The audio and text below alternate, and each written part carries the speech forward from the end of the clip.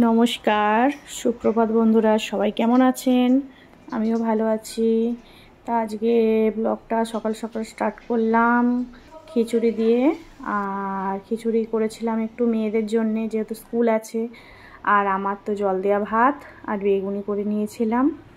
আর মেয়েকে দিয়ে আজকে বাজার করিয়েছিলাম চিকেন আর আদা পেঁয়াজ রসুন টমেটো যা যা লাগে আর কি। তা চিকেনটা লেবু দিয়ে ম্যারিনেট করে রেখে সকালের ভাতটা খেয়ে নিলাম। তারপরে এধারে হলুদ গুঁড়ো, জিরে গুঁড়ো, লঙ্কা গুঁড়ো, ধনিয়া গুঁড়ো যা যা লাগে আর কি, রোজকার মশলা, ওগুলো একটু দিয়ে দিলাম। আর এধারে পেঁয়াজটাও দিয়ে দিয়েছি। আর দিয়েছিলাম আদা বাটা, রসুন বাটা, যেগুলো বেটে রেখেছিলাম সেগুলো দিয়ে দিলাম। আর এধারে গোটা টমেটোটাও দিয়ে দিলাম। আর এধারে দিয়ে দেবো কাশ্মীরি রেড চিলি পাউডার। ওটা শেষ হয়ে গেছে, যেটুকু আছে আর কি ঝেড়ে ঝেড়ে দিচ্ছি। আর এধারে দিয়ে দেবো লঙ্কার গুঁড়ো। লঙ্কার গুঁড়ো অল্পই দেবো, আমি লঙ্কার গুঁড়োটা খুব একটা ইউজ করি না রান্নাতে খুব বেশি। আর এধারে দিয়ে দেবো কাঁচা সর্ষের তেল। সব কিছু দিয়ে একসাথে বেশ করে এটাকে মানে ভালো করে মেখে রেখে দেবো 2 ঘন্টার জন্যে।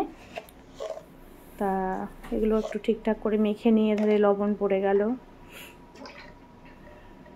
আর এধারে সর্ষের তেলটা কিন্তু একটু কিপটেমো করলে হবে না আজকে, যেহেতু এটা হান্ডি চিকেন করব আজকে।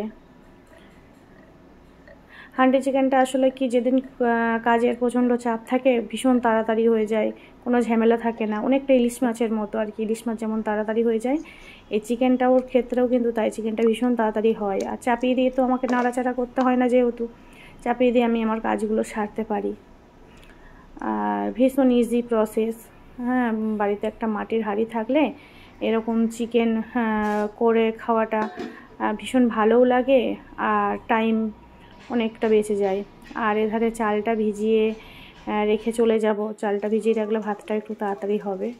আর এই যে ফিরে এলাম তখন বাজছে ঘড়িতে 1টা বেজে গেছে। একধারে ভাত চাপিয়ে দিলাম, আর এধারে হাঁডি চিকেনটা, এটা মানে কিছুটা তেল দিয়ে নিয়েছিলাম, আর গোটা গরম মশলা, তেজপাতা ফোড়ন দিয়ে নিয়েছি। আর এধারে এটা ফোড়নটা দিয়ে নেওয়ার পর মাংসটা যেটা ম্যারিনেট করা ছিল ওইটা হাঁড়ির মধ্যে দিয়ে মুখটা আটা দিয়ে সিল করে দেব। আর ওর মধ্যে আগের থেকে কিছু আলু আমি ভেজে রেখেছিলাম, সে আলুটা ওর মধ্যে দিয়ে দিয়েছিলাম।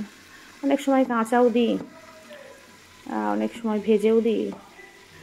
এক হাতে যেহেতু ক্যামেরা ধরে আছি, এক হাতে করে দিতে অসুবিধা হচ্ছিল, ওই জন্যে নাবিয়ে নিলাম, সাইড দিয়ে পড়ে যাচ্ছিল।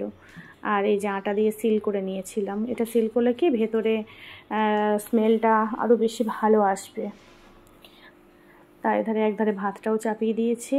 আর এধারে হান্ডি চিকেন, দারুণ টেস্টি হয়েছিল চিকেনটা, কিন্তু আপনারা বাড়িতে অবশ্যই ট্রাই করবেন চিকেনটা।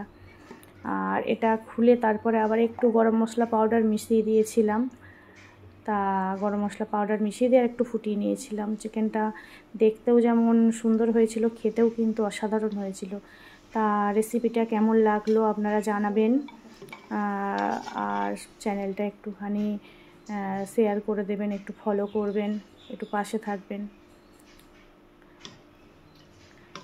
তা আজকের ব্লগটা এখানেই তাহলে শেষ করলাম। টাটা।